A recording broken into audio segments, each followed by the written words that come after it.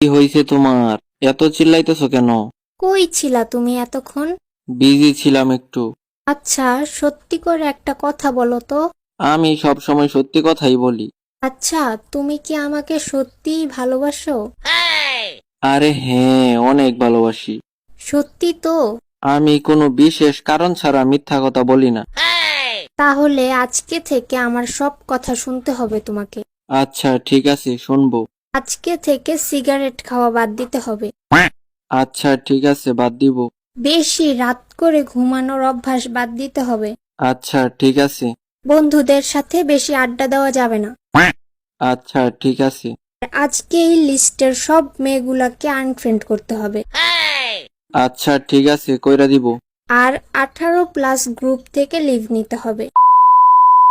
আচ্ছা, তারপর? আপাতত এইগুলা মানলেই চলবে। আচ্ছা ঠিক আছে। এখন বলো, আমরা বিয়ে কবে করতেছি?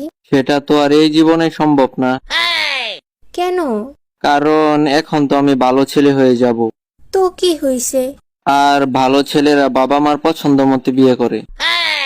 তার মানে তুমি আমাকে বিয়ে করবা না? সরি আপু, আমার পক্ষে সম্ভব না। তুমি না আমাকে ভালোবাসো? ভালো ছেলেরা বিয়ের আগে কাউকে ভালোবাসতে পারে না।